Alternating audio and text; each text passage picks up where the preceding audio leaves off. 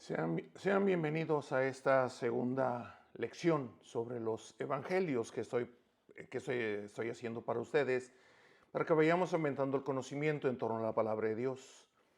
En la primera lección vimos Palestina en tiempos de Jesús. Vimos algo de la geografía, la agricultura, ganadería, industria, los grupos sociales, los grupos religiosos, los grupos políticos, las fiestas, es lo que alcanzamos a ver la semana pasada. Y ahora esta segunda lección es introducción a los evangelios. Es lo que trataré de explicarles, la introducción a los evangelios. Una primera parte que debemos de tener es la interpretación de la Biblia.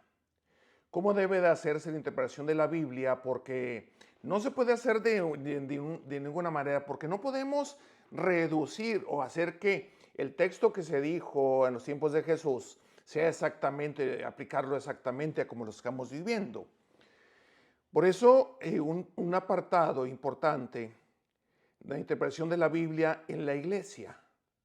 ¿Qué decir a este respecto? La Biblia es la palabra de Dios en palabras humanas.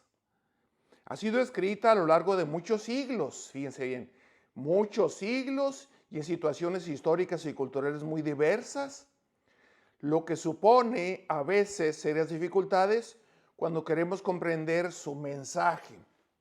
Son muchos siglos de distancia, situaciones históricas bien diferentes totalmente unas de otras, culturas muy diferentes. Para empezar, la cultura judía, hebrea, es muy diferente a la occidental que tenemos nosotros. Entonces, por eso mismo, debemos de hacer una interpretación de acuerdo a como nos dice la Iglesia.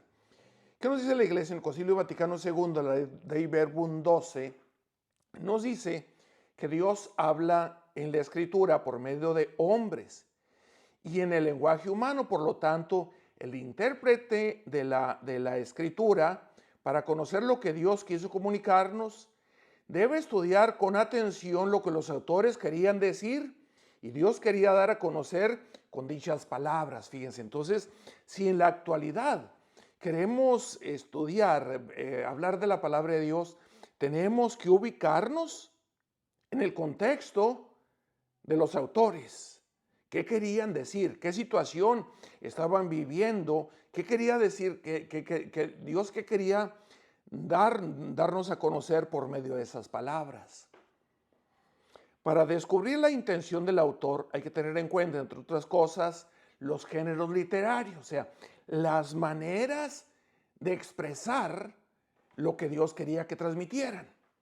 Y así en esos géneros literarios hay historias, hay libros proféticos, poéticos, hay otros géneros literarios, pero ahorita nada más quedémonos con eso, diferentes maneras de expresarlo, historias, profecías, poesías, narraciones, en fin. Diríamos así, los géneros literarios son como un ropaje para manifestar una idea, que Dios quería que transmitieran. Hay que tener en cuenta el tiempo y la cultura. Hay que tener en cuenta el contenido y toda la unidad de toda la escritura. Fíjense bien, tiempo y cultura. ¿En qué tiempo fue escrito el libro? ¿Qué cultura estaban viviendo? ¿Cuáles eran las costumbres que tenían en los tiempos bíblicos? Pero un punto importante, hay que tener en cuenta el contenido y unidad de toda la escritura. Aquí entro a hacer una observación. Hay movimientos, situaciones, personas que dicen, voy a abrir la Biblia a ver qué me dice Dios. Abrir una determinada página. No es la manera adecuada de hacer las cosas, sino tenemos que tener en cuenta el contenido y unidad de toda la escritura. Fíjense bien, toda la escritura es una sola. No podemos dejar todos los libros de la Biblia por una sola cita que al azar Dios me da en el momento que yo quiero que Dios me hable. No, es unidad de toda la escritura. Otra cosa que debemos de tener para interpretar adecuadamente la Biblia es la tradición viva de la iglesia. La tradición viva de la iglesia, o sea, cómo se ha vivido en la iglesia todo el desarrollo de las diferentes etapas, cómo se ha estudiado, cómo se ha aplicado la Biblia, la palabra de Dios, en la iglesia. Y sobre todo, hay que tener en cuenta la analogía de la fe, que vaya siempre de acuerdo a nuestra fe. Es lo que debemos de buscar la interpretación. Esto los dice el Concilio Vaticano II, la Dei Verbum 12.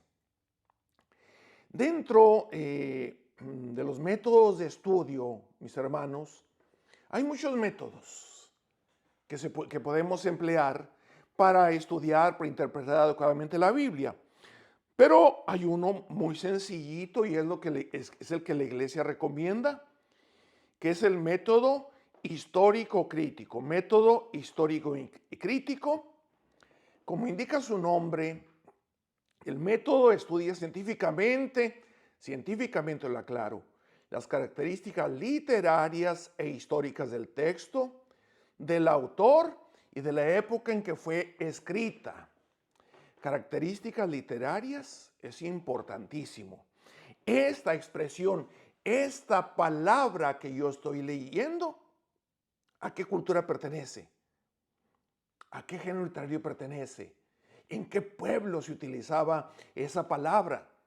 No es lo mismo una palabra dicha en Palestina y en la Tierra Santa a una palabra dicha en Éfeso o al otro de los pueblos bíblicos.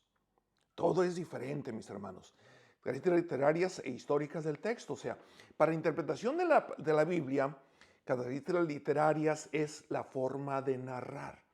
Al estar leyendo, por decir en este caso los evangelios, nos topamos con situaciones que dices, ah caray, si aquí me hablaba de esto y acá me dice de esta otra cosa, ¿por qué se contradijo el autor? Son características literarias que nos van a decir que uno es el autor, pero al paso del tiempo le fueron los discípulos, le fueron agregando algunas cosas, algunas observaciones. Las características literarias entonces va a ser fundamental para el estudio del texto bíblico.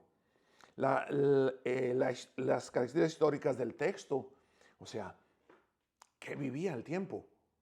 No es lo mismo cuando se narra el libro del Éxodo, que el pueblo va por el camino al desierto, en Babilonia, el desierto en Babilonia, o lo que se dice el autor cuando están en la Tierra Santa. Son cosas y textos y formas de expresión totalmente diferentes. Por eso características literarias y históricas del texto hay que tener en cuenta. El autor, obviamente, tenemos que tener en cuenta el autor. Fíjense, no todos los escritores sagrados van a hablar de la manera igual. En los mismos evangelios, fíjense, hay diferencias. Si vemos en San Lucas es diferente a San Juan, es diferente a San Mateo, a San Marcos. ¿Por qué estas diferencias? Que lo vamos a ver en las siguientes lecciones. Pues porque San Lucas era griego, no era judío, como Mateo o como Marcos. Fíjense nada más. Y entonces ahí hay que tener en cuenta quién es el autor, cuál es la cultura del autor, y en qué época fue escrito el texto. Todo eso entonces el método histórico crítico debe llegar a esas profundidades. Todo esto es científico. En el nivel literario se estudian y comparan los manuscritos más antiguos de la Biblia para tratar de llegar al texto más original. No crean que los libros de la Biblia estaban así escritos, así como los que nos imaginamos ahorita. No, sino que se han encontrado fragmentos, papiros y todo ese tipo de detalles. Y en todos los estudiosos de la Biblia ven, comparan los manuscritos más antiguos de la Biblia para poder tratar de llegar al texto más antiguo original. Se estudian las fuentes, los textos y tradiciones. ¿De dónde surgen estos conocimientos? ¿Qué vivió el pueblo? ¿Qué otro pueblo intervino para esta expresión que están usando? ¿Este texto a qué otro texto se parece? ¿O que esta tradición que tenía tal pueblo, por qué es diferente a esta otra? En fin, hay que tener en cuenta todo esto. No es lo mismo expresar un mensaje a través de una poesía, de una historia o de una parábola, de una profecía o de una fábula. Es el género literario que se va utilizando, la manera que el autor sagrado tiene para poder transmitir sus conocimientos. Entonces, la crítica histórica busca situar y conocer la época y el ambiente en que ha sido escrito el texto. Fíjense, la crítica histórica busca situar, conocer la época y el ambiente en que ha sido escrito el texto. Entonces, no forcemos los textos. Es que aquí dice la Biblia, entonces tiene que ser esto, dicen muchos. Las sectas protestantes, pero también católicos, bien fundamentalistas. Espérate, no forces el texto para que diga lo que tú quieres que diga. Hay un contexto histórico. Entonces el método histórico crítico nos va a ayudar para ubicar en qué ambiente se dio la escritura de estos textos. Vamos conveniendo, ¿eh? Entonces, ya ven que la interpretación de la Biblia debe ser a través de la iglesia, con el escrito, la tradición de la iglesia, sobre todo la cuestión de la fe. El método que más recomienda la iglesia histórico-crítico es método científico, por cierto. No crean que se les ocurrió así de repente y ya. No, es método científico de investigación. Vamos ahora a dar un paso más adelante. Introducción al Nuevo Testamento y a los Evangelios, que es la razón de ser de esa segunda lección. El Nuevo Testamento, ¿qué decir del Nuevo Testamento? En la Biblia, la palabra de Dios, nos encontramos con la revelación del misterio de Dios en la historia y en el plan de salvación que tiene para nosotros. Entonces, la palabra de Dios nos encontramos con la revelación, o sea, Dios da a conocer el misterio de Dios en la historia y el plan de salvación que tiene para nosotros. Es lo que vamos a ver en toda la Biblia.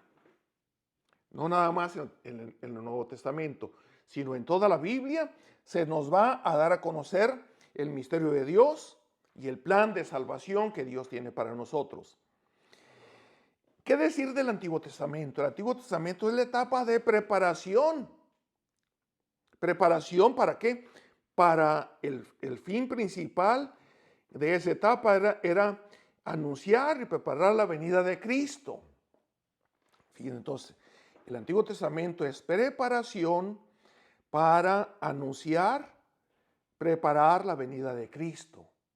Tengamos en cuenta esto, porque también muchos se quedan en el Antiguo Testamento. Llámese los testigos de Jehová, se ponen como centro del estudio el Antiguo Testamento. Resulta que eso fue nada más una preparación para la venida de Jesús. En los escritos del Nuevo Testamento se recogen el testimonio de vida y mensaje de Jesús que realiza nuestra salvación, estableciendo una nueva y eterna alianza entre Dios y los hombres y los inicios de la predicación del Evangelio. A ver, en el Nuevo Testamento se recoge el testimonio de la vida y mensaje de Jesús. Testimonio de vida y mensaje de Jesús es lo que va a contener el Nuevo Testamento, que realiza nuestra salvación estableciendo la nueva y eterna alianza, esa unión de Dios con los hombres. Después haré un podcast en torno a la alianza, que es la relación de amor, de amistad que Dios establece con los hombres, con su pueblo, y los inicios de la predicación del Evangelio. En el Nuevo Testamento, de una manera especial en los Evangelios, Jesús nos habla, nos sigue hablando cada día. Nos habla y nos sigue hablando cada día, porque la palabra de Dios es palabra viva y eficaz. O sea, no es algo que sucedió hace más de 2000 años, no. Es palabra viva y eficaz que en la actualidad nos sigue hablando. Pero para interpretar adecuadamente tenemos que tener el contexto histórico, tener una crítica histórica de cómo se escribieron los textos. Muy bien. Damos un tercer paso, un tercer nivel. Nociones generales sobre el Nuevo Testamento. Así, nociones generales sobre el Nuevo Testamento. Decirles que el Nuevo Testamento está formado por 27 libros. Eso es fundamental, central, que meditemos. El Nuevo Testamento está formado por 27 libros. ¿Cuáles son? Los 4 evangelios. San Mateo, San Marcos, San Lucas y San Juan, que narran la vida y el mensaje de Jesús. Vida y mensaje de Jesús. Entonces están en nuestros 4 evangelios. Hay un libro, los Hechos de los Apóstoles, que narran los comienzos de la vida de la iglesia. Precioso libro que leemos durante la Pascua, los comienzos de la vida de la iglesia. Y luego se dan las cartas. 21 cartas que nos hablan de las primeras comunidades cristianas y nos enseñan cómo van aplicando a su situación el Evangelio de Jesús. O sea, fíjese, se dio la vida de Jesús con sus dichos y hechos. Y luego las comunidades van enseñando y aplicando esa enseñanza de Jesús. ¿Cómo la están aplicando? ¿Cómo la están viviendo? Es lo que nos va a dar a conocer las cartas, las 21 cartas que atribuimos en general a San Pablo. Después veremos que no todas son. 13 cartas de San Pablo, que son Romanos, 1 y 2 de Corintios, Gálatas, Efesios, Filipenses, Colosenses, 1 y 2 Tesalonicenses, Tito y Filemón. También está la carta a los Hebreos y las 7 cartas católicas, que son Santiago, 1 y 2 de Pedro, 1 y 2, 3 de Juan y de Judas. Y está el libro del Apocalipsis de carácter profético. Esos son los libros entonces que comprenden el Nuevo Testamento. Son 27 libros.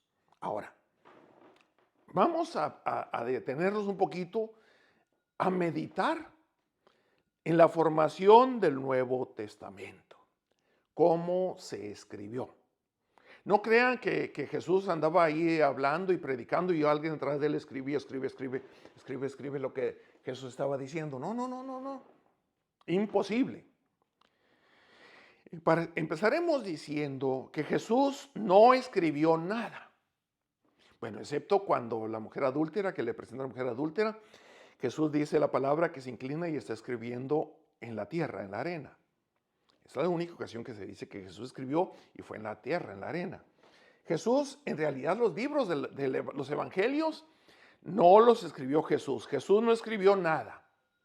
¿Cómo se da esto? Los apóstoles fieles al mandato de Jesús empiezan a predicar la buena nueva y a hacer presente la salvación realizada por Jesús. O sea, es ¿cómo les diría? Este mandato de Jesús empieza la predicación así, predicando. No había nada escrito. No había nada escrito. Todo era de memoria, recordando lo que dijo, lo que hizo Jesús. Los apóstoles iban transmitiendo eso. Ahorita voy a leer algo más. Pero entonces, ya de entrada, se echa por tierra esa postura que dice, no más lo que está escrito en la Biblia. Pues resulta que toda la Biblia fue transmitida oralmente, predicando, enseñando. Es lo que llamamos la tradición oral. Al pasar el tiempo y aumentar las comunidades, sienten la necesidad de conservar la memoria, de ir poniendo por escrito lo dicho y realizado por Jesús. Fíjense, es hasta al pasar el tiempo y que aumentan las comunidades cada vez más lejanas, se ve la necesidad de conservar la memoria, de ir poniendo por escrito lo dicho y realizado por Jesús. Hasta el paso del tiempo, estamos hablando, lo menos fueron 50 años de la vida después de Jesús, que se empezaron a escribir los libros, por esta necesidad que iba aumentando las comunidades, iba pasando el tiempo, para que no se pasaran detalles de la predicación de Jesús, es que se empieza a poner por escrito, recalco, hasta después de 50 años. En ese tiempo de Jesús, a los 50 años, era predicación oral. Así surgen las primeras pequeñas recopilaciones de las palabras y de los hechos de Jesús, que luego son la base de los 4 evangelios, fíjense. Entonces, no es que diga, Mateo, déjame escribir todo aquí, de corridito todo, no. Surgen pequeñas recopilaciones, palabras, un texto que se encontraban por aquí, otro texto de por acá, que tenía más o menos similitudes un texto con otro. De acuerdo a la expresión, podría ser Mateo el que escribió eso. Es como se van dando los evangelios. El resto de los escritos surgen como respuesta a inquietudes, necesidades o problemas de diferentes comunidades y algunas personas. Fíjense bien, todos los evangelios son dichos y hechos por Jesús, que los apóstoles empiezan a predicar, luego por el paso del tiempo y las comunidades que van aumentando, se ponen por escrito. Los demás escritos del Nuevo Testamento, o sea, las cartas, surgen como respuesta a inquietudes, necesidades o problemas de diferentes comunidades. Las cartas muchas de ellas son regaños que Pablo da a la comunidad por la situación que están viviendo, o ilustrar en alguna duda que estaban viviendo, y entonces, o algunos problemas en particular, algunas situaciones en particular que estaban viviendo, alguna persona está en una situación particular. Algunas veces se da, de esa manera, se da el que las cartas estén por escrito. Ahora, fechas de autores de la Biblia, muy breve, así nomás un comentario. Los escritos de la Biblia sitúan entre los años 50 y 100 después de Cristo. O sea, estoy hablando del Nuevo Testamento.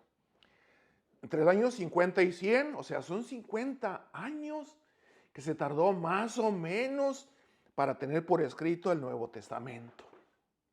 El primer escrito parece ser el de la primera carta de San Pablo a los Tesalonicenses, y el último es el Evangelio de San Juan y su primera carta. Pero estamos hablando de 50 años entre un inicio de poner por escrito y más o menos la conclusión del Nuevo Testamento. Como nos damos cuenta, mis hermanos, entonces, la base de todo la Biblia no es así, literalmente, es que la Biblia dice esto. No.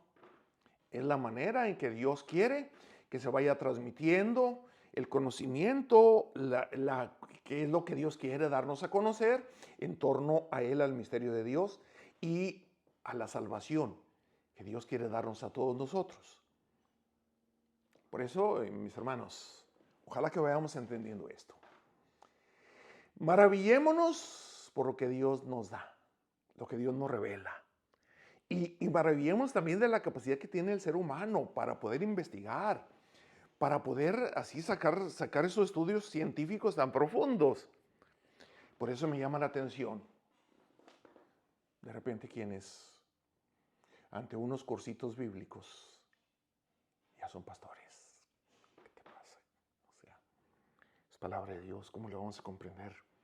Nadie, ningún ser humano puede comprender a profundidad todo lo que hizo y dijo Jesús. Ubiquémonos. Nosotros, si nos empezamos a enamorar de la palabra de Dios, bendito sea.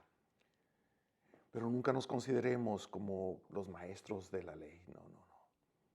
Siempre aprendiendo, siempre agradeciendo a Dios el que nos lleve a tener este conocimiento. ¿Qué son los evangelios? Ya voy a ir aterrizando esta segunda lección. Evangelio significa buena noticia. Los primeros cristianos llamaban así a la obra y al mensaje de Jesús. Buena noticia. Entonces, evangelio significa buena noticia.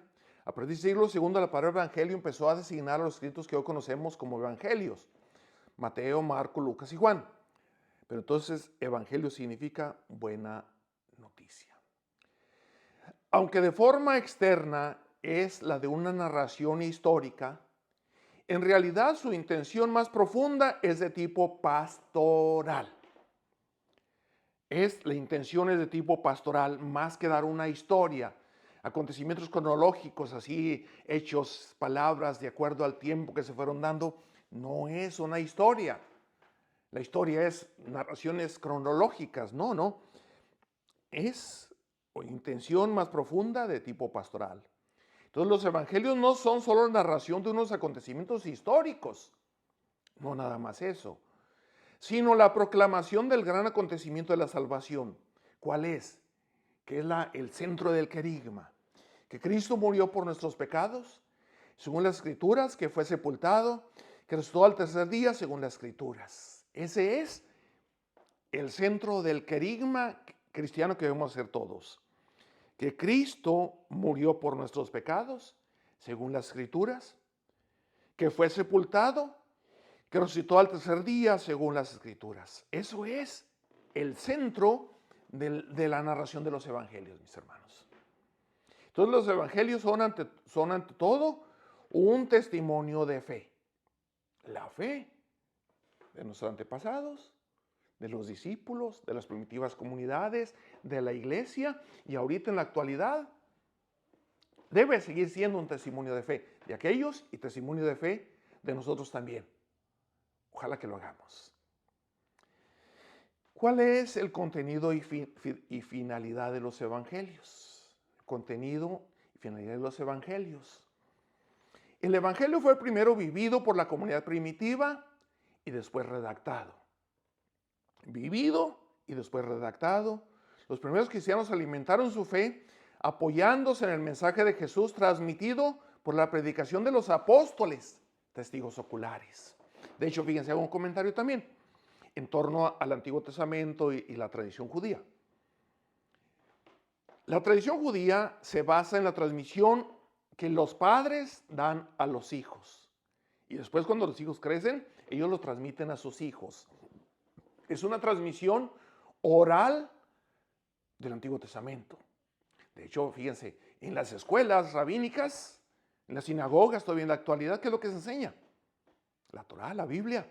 Los salmos tienen que aprendérselos de memoria para poder recitarlos.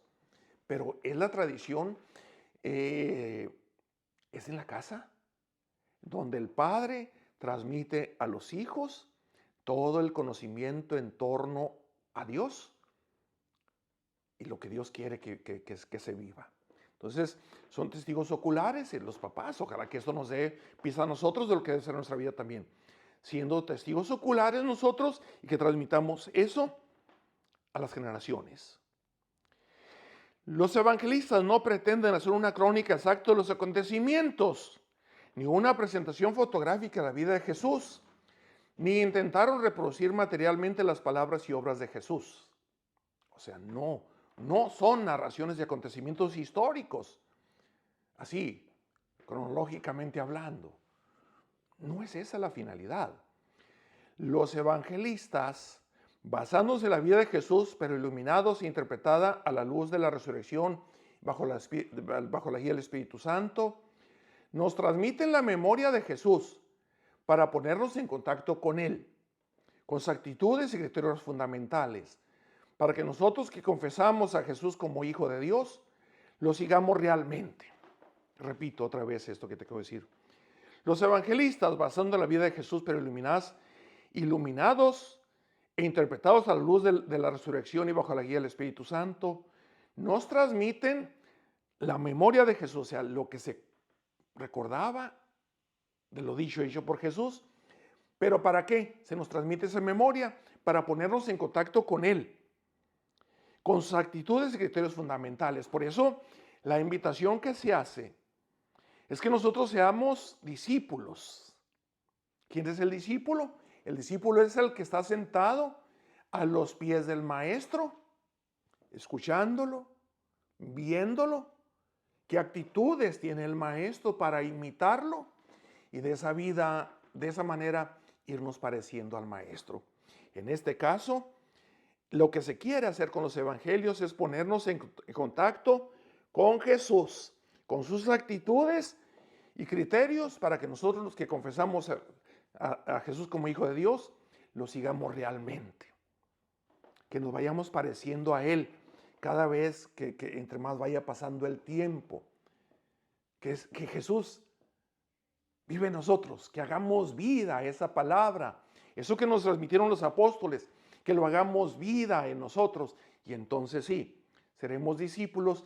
Y siendo discípulos nos convertimos también en testigos que podemos darlo a conocer a los demás. Pero fíjense, desde el conocimiento histórico que tenemos, pero desde hacerlo vida. cada uno de nosotros, y luego transmitirlo para que otros tengan vida también. Nunca la palabra de Dios la vamos a utilizar para juzgar a los demás, como escuchábamos el domingo pasado con los fariseos. No vamos a juzgar a los demás. Vamos a iluminarlos también con esta memoria de Jesús, con estas palabras de Jesús, invitándolos a que también seas discípulos, que se sienten a los pies del Maestro, que lo miren, que lo escuchen, que lo imiten y que cambien de vida. Es la base de la predicación evangélica. Pero recuerdo lo que te dije, el centro del querigma de nuestro anuncio debe ser que Cristo murió por nuestros pecados, según las Escrituras, que fue sepultado, que resucitó al tercer día, según dicen las Escrituras, mis hermanos. Bueno, pues de esta manera ya termino esta segunda lección. Me emociono mucho, pues ya tantos años estudiar la Biblia y 17 años en Centro de Estudios Bíblicos Avanzados de Monterrey como maestro. Algo he aprendido y algo les puedo transmitir, pero sobre todo, ojalá que les pueda transmitir que soy un enamorado de Jesús, enamorado de la Biblia. ¿Qué te voy a pedir? Que mires esto, escúchalo, estúdialo varias veces, repásalo. Si quieres, si tienes intención, yo tengo esto por escrito. Al terminar las lecciones de los evangelios, voy a tener un escrito que te lo puedas hacer llegar digitalmente. Me lo solicitas y con gusto te lo podré transmitir. ¿Qué es lo que te pido? Mira, estamos en las redes sociales. No busco publicidad, no, para nada. Pero las redes sociales nos ayudan. Si tú te suscribes, si tú cuando veas este video le das el me gusta, YouTube lo seguirá dando a conocer más y más. ¿Qué es lo que deberíamos de tener todos los cristianos católicos? Dar a conocer más a Jesús, dar a conocer más la Biblia. Entonces te voy a pedir, suscríbete, por favor. Dale la manita, dale like, porque de esa manera se llegará a más. Y también, si quieres transmitir a tus amistades, tus contactos, estas lecciones bíblicas, yo creo que les ayudarán. Yo creo que estaríamos sordos y ciegos si no reconocemos el valor que no es mío, no para nada. Yo lo recopilo y se los transmito. Le pongo sal y pimienta, obviamente, pero es los estudios de muchos investigadores científicos que han dedicado su vida a la investigación y estudio de la palabra de Dios, que yo trato de transmitírtelo en estas lecciones bíblicas. ¿Qué es lo que sigue? Las siguientes 4 lecciones bíblicas van a ser sobre cada uno de los evangelistas. Ya tengo ideas de lo que vamos a hacer. Voy a hacer un podcast de Qumran. Voy a hacer otro podcast en torno a los nombres de Dios. Ya lo estaba meditando. Voy a hacer otro podcast en torno al significado de la alianza. Antigua alianza, nueva alianza. Ya tengo otro de la ciudad bíblica de Jericó. Ni modo, soy bien inquieto bíblicamente. Y Dios me ha dado la oportunidad de estar allá en estos lugares y por eso mismo me surgió la idea de poder hacer esto, poder transmitirles de viva voz de lo que yo he estudiado, por una parte, y lo que Dios me ha permitido vivir. De hecho, durante la pandemia estuve estudiando Instituto Bíblico de Jerusalén sobre arqueología bíblica. Algo aprendí, tatito. Entonces, esto es lo que quiero transmitirte. Bueno, ya me desvié mucho. Termino esta lección. Entonces, ya sabes, te pido por favor, suscríbete. Dale like, dale el me gusta y transmítelo a tus contactos para que la evangelización sea cada vez mejor y que dejemos de ser católicos e ignorantes. Hay que conocer la palabra de Dios. Ánimo, nos vemos entonces la próxima semana con los evangelios.